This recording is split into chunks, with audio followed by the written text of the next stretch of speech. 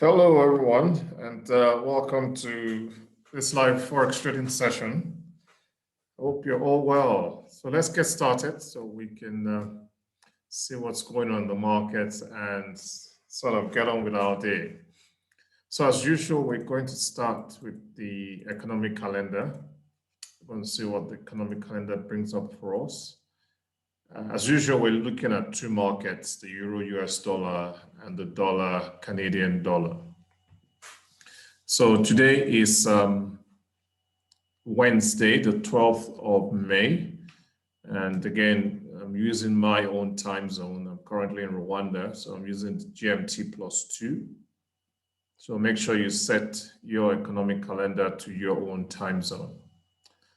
So looking at the calendar today, of course, there are no public holidays today. And no public holidays in the UK or the USA. But let's see what, if there are any reports that could affect the Euro US dollar or the dollar Canadian dollar. We can see at 8 o'clock this morning, Rwandan time, GMT +2, we have the Germany inflation rate report, which would obviously affect the euro and hence the Euro US dollar or any currency paired with the euro. And at the same time at 8, we also have the UK GDP growth rate. GDP is quite a big report, and the UK being the financial capital of the world, that could have an indirect impact on all markets.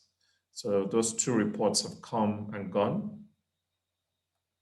But the main one for today and this week is the report due out at 2:30 GMT +2, which is the US inflation rate report. Now, this US inflation rate report affects all markets.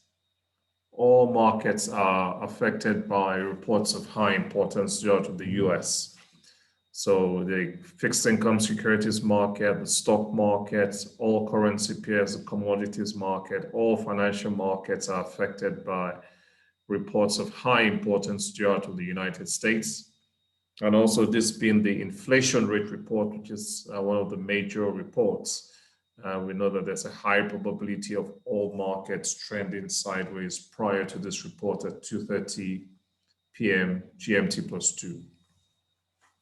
So in view of the importance of this report and the fact that it's due out of the United States, the best thing is to avoid trading at all, avoid trading any market, the Euro US dollar, the dollar Canadian dollar, the stock market, any market. It's best to just avoid trading prior to this report at 2:30 p.m. GMT +2.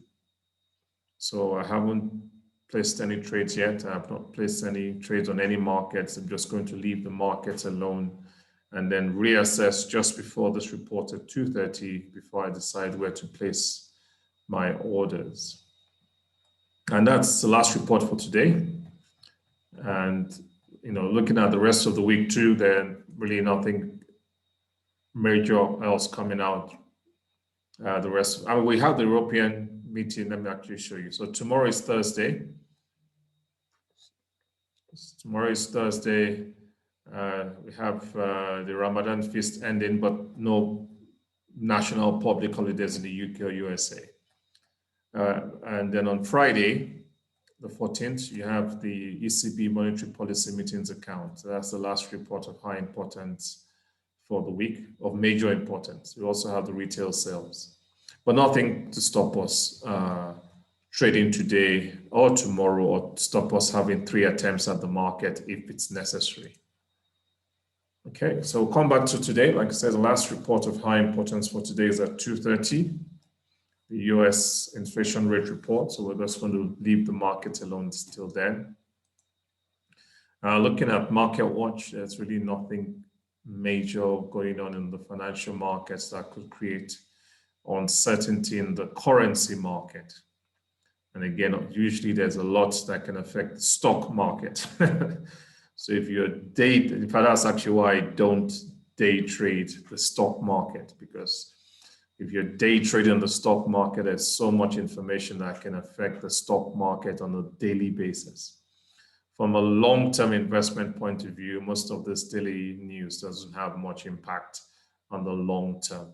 But if you're day trading on a daily basis in terms of the stock market, there's so much information there that can affect it. And that's why I don't trade it. In fact, that's why trading has a bad name, because you find people who day trade the stock market. They're the ones you find glued to the screen all day, watching the news all day. And that's what gives day trading a bad name. When people hear I trade, they say, oh my God, you must be in front of your computer all day. And I tell them, no, I'm not. I'm not stuck in front of my computer all day, because I don't trade the stock market. I trade the currency market. And again, that's why I love the currency market, because it tends to be major global news that tends to affect currency market. Okay, so let's go to the charts.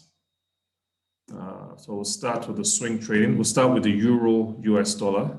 So we'll start with the Euro US dollar and swing trading. So we'll start with the daily time frame, D1. So looking at the daily time frame, to put in my, I'll start from the beginning. That's where the market initially broke the moving average on the 13th of April, took my pending buy, because I've been moving my pending buy order on the Euro US dollar on a daily basis. I kept moving it. It took me a couple of weeks, a couple of months, just moving it every day with the moving average. And then on the 13th of April, the market broke the moving average, took my pending buy order with a 100 pip stop loss on the 13th of April. And I left my 100 pip stop loss in place until the market moved 100 pips in my direction, which it did on the 19th of April. So on the 19th of April, once the market moved 100 pips in my direction, I started to move my stop loss with the moving average on a daily basis. And then looking at the moving average today, 12th of May, the moving average today is 1.19547, which is 1.1955.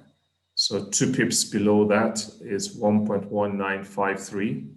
And you can see my live order there. I've already adjusted my stop loss to 1.1953, 2 pips below the moving average for today. And then if you look at my entry point, it was 1.1941. My stop loss is now above my entry point at 1.1953. So if I get taken out today, at least I'll make 12 pips profit on this trade. Okay, so that's swing trade done. So we'll go to the day trade, go to the 5-minute time frame. Okay, so looking at the Euro US dollar 5-minute time frame, you can see where the market was initially trending down from the low point there, a high, a low, a high, a low. So it was basically making lower lows and lower highs and downtrending at that point, where you can see the downtrend stopped there.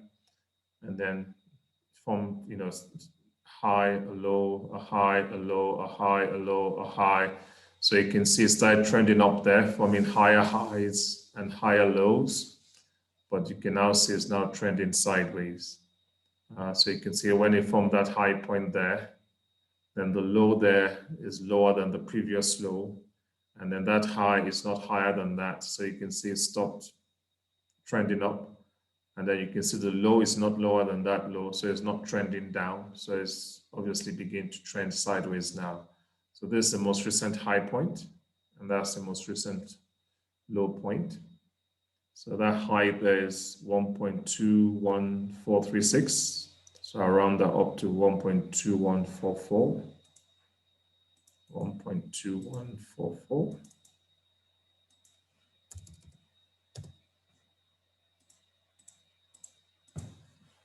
So that's the high. And that's the most recent low there. So the low there is 1.2125, 2125.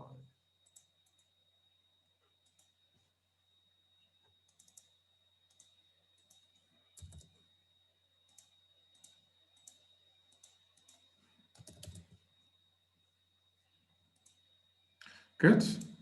And again, this is actually why I like drawing my lines, because you can see that can then show you quickly that market support has formed. So you can see it's from the high point there, fallen down from the low, then it's gone up there from the high, from the low, which is not lower than that, went up there from another high, a low, a high. But you can see when it's dropped down there, it's from the low point, the question now is this low point plus or minus 2 from that previous low point. So let's check it out. So that low there is 1.2125, 1.21257. Let's write it down. 1.21257. That's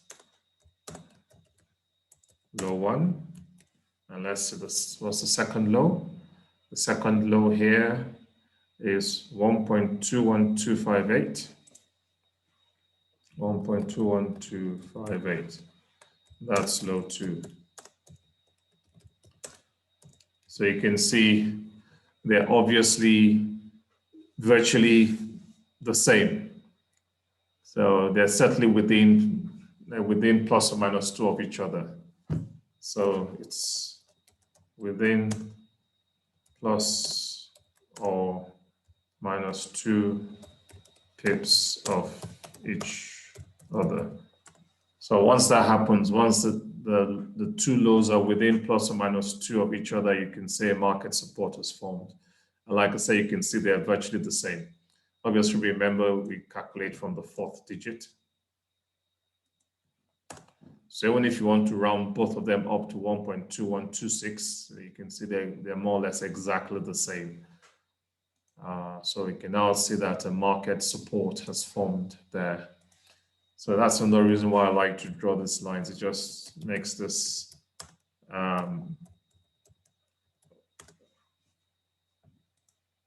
trading points or focal points to be more obvious. So market support has formed. Okay. Well, obviously, it hasn't formed a market resistance. So you can see that's high, but it hasn't tested. That high hasn't been tested and fallen back. So that's just the high of the sideways trend. There's the low of the sideways trend, but the low of the sideways trend has also formed the market support, which could potentially be an entry point to trade. But obviously, I'm not placing any trades now in view of the report coming out at 2:30 p.m. GMT plus 2. So that's the Euro-US dollar. Let's go to the dollar Canadian dollar. Again, we start with the daily time frame, D1. So at the moment, I'm not in a live trade here. So I've just been moving my pending order. So I use a moving average 100 for the dollar Canadian dollar. So the moving average 100 today is 1.2564. So I just have to adjust my pending order to 2 pips above that to 1.2566, which I've already done with a 100 pip stop loss of 1.2466. So that's already done for my swing trade. So I'll just go to the 5-minute time frame for the day trading. So you can see the dollar Canadian dollar has just been trending sideways for a while. I drew this sideways trend yesterday, and we can see all this mess is just still going on between those 2 white lines. So I'm just going to still avoid trading within these 2 white lines. And you can see the pivot point and R1 at the moment are within the sideways trend. You can see S1 is just outside the sideways trend. So potentially that's my only point of entry for now, is to sell just below S1. But obviously I will wait till the report at 2:30 p.m. GMT plus 2 before I decide where to place my trade. But obviously the whole picture could have changed by 2:30. But if the market is still trending sideways within these 2 white lines at 2:30, then I will only be placing a pending sell order just below S1. But I'll post my plan on the platform as usual just before the report. Okay, any questions? If you have any questions, you can either send your question through the chat box or you can raise your hand. Any questions, comments before we get on with our day? No questions. Good. Brilliant. So then, thank you, Grace. Thanks. All right, so there are no questions. I wish you all a wonderful day. Have a good day, and we'll catch up on the platform.